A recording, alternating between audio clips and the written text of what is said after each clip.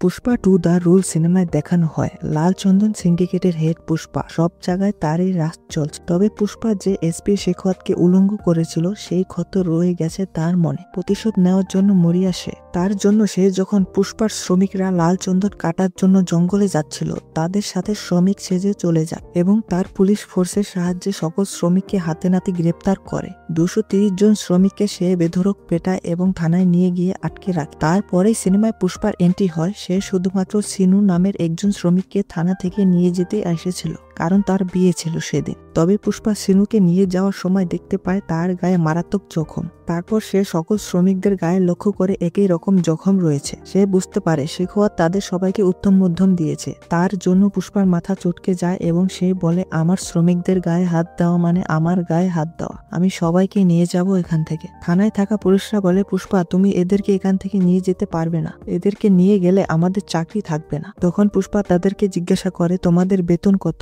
এবং তোমাদের রিটায়ার হতে কত বছর সময় আছে। তখন তাদের স্যালারি পেনশন সব মিলিয়ে তাদের যত টাকা হয় সব দিয়ে দেয় পুষ্পা এবং সকল পুলিশ ইস্তফা দিয়ে চাকরি ছেড়ে দেয় এবং পুষ্পা সকল শ্রমিকদের নিয়ে চলে যায়। এরপর এসপি শেখাওয়াত থানায় এসে দেখে কোনো শ্রমিক ও পুলিশ নেই থানায়। তখন সে বুঝতে পারে পুষ্পা সবাইকে নিয়ে গেছে। এর থেকে বোঝা যায় পুষ্পা ইনলিগাল ধান্দা করলেও তার শ্রমিকদের সকল খেয়াল রাখে। অন্য দৃশ্যে দেখানো হয় পুষ্পা এমএলএ নাইডুর সঙ্গে সিএম এর সাথে দেখা করতে যাবে, তার জন্য তৈরি হচ্ছে। তখন পুষ্পার স্ত্রী শিবাল্লি পুষ্পাকে বলে, তুমি সিএম এর সাথে ফটো তুলে নিয়ে আস, আমি বড় করে বাঁধিয়ে রাখবো সেটা। পুষ্পা সিএম এর সঙ্গে দেখা করতে যায়। তবে সে যখন তার সঙ্গে ফটো তোলার চেষ্টা করে তখন সিএম ফটো তুলে না, বলে পায়ের জুতো যতই সুন্দর হোক না কেন কেউ সেটা মাথায় নিয়ে ঘোরে না। পুষ্পা যতই ফান্ডিং দেখ না কেন তার পার্টিকে, সে একজন স্মাগলার, তার জন্য সিএম ফটো তোলে না। পুষ্পা সিএম এর ব্যবহারে খুব বেইজ্জতি মনে করে নিজের এবং তার মাথা ছটকে যায় এবং সে ঠিক করে তার বন্ধু এমএলএ নাইডুকে সিএম বানাবে। তখন নাইডু বলে, এগুলো বাচ্চাদের খেলা নয়, অনেক টাকার দরকার আছে। পুষ্পা নাইডুকে জিজ্ঞাসা করে কত টাকার দরকার।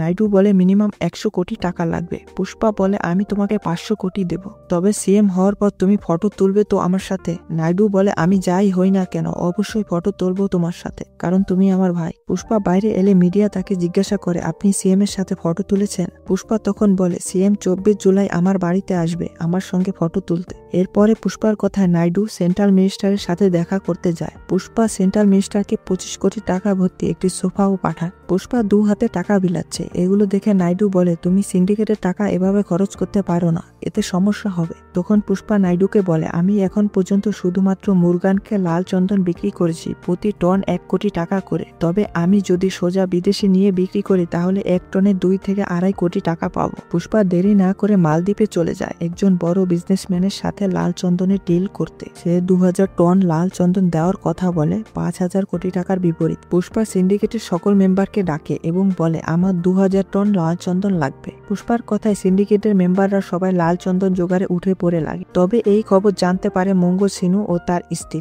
তারা এসপি শেখাওয়াতকে গিয়ে জানায় এই কথা এবং তাকে বলে পুষ্পা যেন লাল চন্দনের ডেলিভারি করতে না পারে সেই ব্যবস্থা কর। তারা শেখাওয়াতকে আরো বলে, তুমি সিন্ডিকেটের মেম্বারদের ভয় ডর দেখাও যাতে তারা পুষ্পার বিরোধিতা করে, কারণ মঙ্গল সিনু আবারও সিন্ডিকেটের প্রেসিডেন্ট হতে চায়। এরপরে শেখাওয়াত সকল পোস্টে নজরদারি বাড়িয়ে দেয়। তখনই এক চেক পোস্টে লাল চন্দন বোঝাই ট্রাক আটকা পড়ে। শেখাওয়াত সকল লাল চন্দন ভর্তি ট্রাক জ্বালিয়ে দেয়। তখন সেখানে লাল চন্দন যার ছিল সেই সিন্ডিকেট মেম্বার আসে, তবে শেখাওয়াত তাকে পরপারে পাঠিয়ে দেয়। এরপরে ওই সিন্ডিকেট মেম্বারের শেষকৃত্যে সবাই জড়ো হয়, তবে পুষ্পা ছিল না সেখানে। তখন সিন্ডিকেটের মেম্বাররা এমএলএ নাইডুকে বলে, আপনি শেখাওয়াত ও পুষ্পার মধ্যকার ঝামেলা মেটানোর ব্যবস্থা করুন, না হলে পুষ্পাকে সিন্ডিকেটের প্রেসিডেন্ট থেকে সরিয়ে দিন, নয়তো তাদের ঝামেলার জন্য আমাদের জীবন যাবে এভাবে। তখন নাইডু সোজা শেখাওয়াতের কাছে যায় এবং তাকে 10 কোটি টাকার প্রস্তাব দেয় পুষ্পার সাথে ঝামেলা মেটানোর জন্য। তখন শেখাওয়াত বলে, পুষ্পা আমাকে উলঙ্গ করেছিল, টাকায় সেই স্মৃতি মুছবে না আমার। তখন নাইডু বলে, পুষ্পা যদি তোকে সরি বলে সবার সামনে? শেখাওয়াত মানতে চায় না,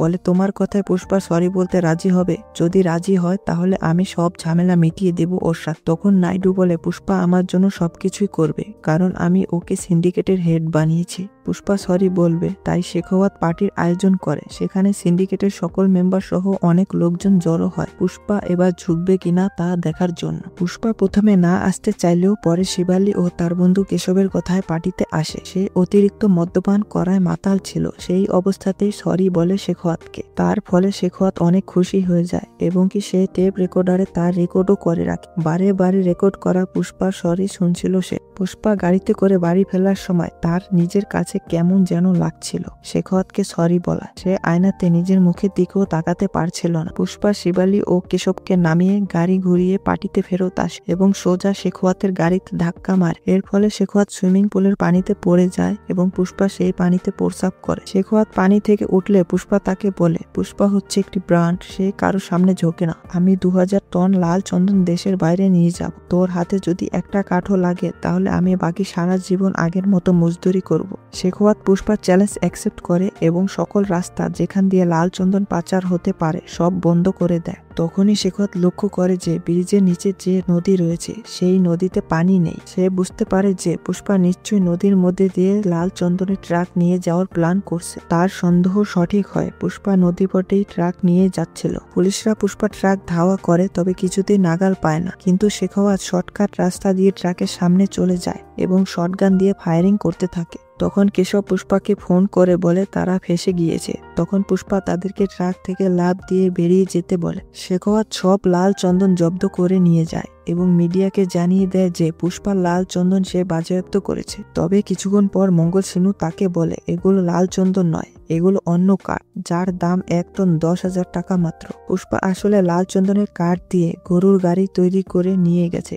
শেখাওয়াতের নাকে টকা দিয়ে। তবে শেখাওয়াত পুষ্পাকে বলে আমি দেশের বাইরে নিয়ে যেতে দেব না তোর লাল চন্দন। এর পরের দৃশ্যে দেখানো হয় পুষ্পা ও শ্রীবালী কোনো কালী পূজায় গিয়েছে। সেখানে শ্রীবালীর মাথা ঘুরে যায়। তখন তারা জানতে পারে শিবালী আসলে প্রেগনেন্ট। তার জন্য পুষ্পা শাড়ি পরে হিন্দু দেবী কালীর মতো সেজে নাচানাচ করে। শিবালী যখন পুষ্পাকে জিজ্ঞাসা করে তুমি এগুলো কেন কর, তখন পুষ্পা তাকে বলে আমি কালীমার কাছে চাই যে আমার যেন মেয়ে সন্তান হয়, কারণ ছেলে হলে আমি তাকে বংশ পরিচয় দিতে পারবো না। পুষ্পার সৎ ভাই তাকে সবসময় তার বাবা না যায় সন্তান বলে। এগুলো আমরা প্রথম পর্ব সিনেমায় দেখেছি। সেই পূজায় হঠাৎ করে কিছু বকাটে ছেলে আসে এবং পুষ্পার সৎ ভাইয়ের মেয়ের সাথে বাজে ব্যবহার করে। তা দেখে পুষ্পা রাগান্বিত হয়ে পড়ে এবং সেই ছেলেদের ধবল ধরাই করে এবং তাদের মাথার চুল অর্ধেক কামিয়ে জুতার মালা গলায় দিয়ে ওখান থেকে ভাগানো হয়। তারপরে সেখানে পুষ্পার সৎ ভাই মুরালি চলে আসে এবং সে পুষ্পাকে বলে তুমি যাই করো না কেন তুমি আমাদের পরিবারের অংশ হতে পারবে না।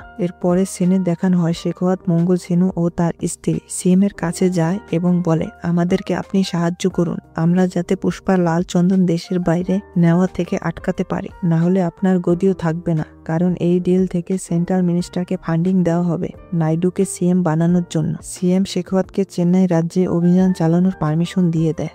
আসলে লাল চন্দনের কাঠ চেন্নাইয়ের রামেশ্বরম থেকে শ্রীলঙ্কা যাবে সমুদ্রপথে, যার দূরত্ব মাত্র 18 কিলোমিটার। শেখাওয়াত বন্দরে পৌঁছে তো যায়, তবে প্রথমে লাল চন্দন খুঁজে পায় না সে, কারণ জাহাজের নিচে বাঁধা ছিল লাল চন্দনের কাঠ। সে জাহাজের পিছনে ধাওয়া করে, তবে কোনো লাভ হয় না। পুষ্পার লাল চন্দনের ডেলিভারি সফল হয়। এরপরে সেই টাকা দিয়ে সে সব এমএলএ কে কিনে নেয়। অন্যদিকে শেখাওয়াত মিডিয়ার সামনে বলেছিল যে সে লাল চন্দন জব্দ করেছে, তবে সেগুলো ফেক ছিল। তার জন্য সে সব কাঠে আগুন লাগিয়ে দেয় এবং মাতাল অবস্থায় নিজেও সেখানে থেকে যায়। কিন্তু সিনেমা স্পষ্ট করা হয় না সে জীবিত নাকি মারা গিয়েছে। কিছুক্ষণ পরে আমরা দেখতে পাই সিএম বদল হয়ে গিয়েছে, বর্তমান সিএম নাইডু। পুষ্পা যে বলেছিল 24 জুলাই সিএম স্বয়ং তার বাড়িতে আসবে তার সাথে ফটো তুলতে, আজকে সেই 24 তারিখ এবং নাইডু এসেছে পুষ্পার বাড়িতে ফটো তুলতে পুষ্পার সঙ্গে। নাইডু শ্রীবালীকে বলে তোমার এক ফটোর জন্য আমি আজকে সিএম হয়ে গিয়েছি। নাইডু সিএম হলেও পুরো রাজ্যে পুষ্পারই রাজ চলছিল। সে আগে থেকে অনেক গুণ ক্ষমতাধর হয়ে গিয়েছে এখন।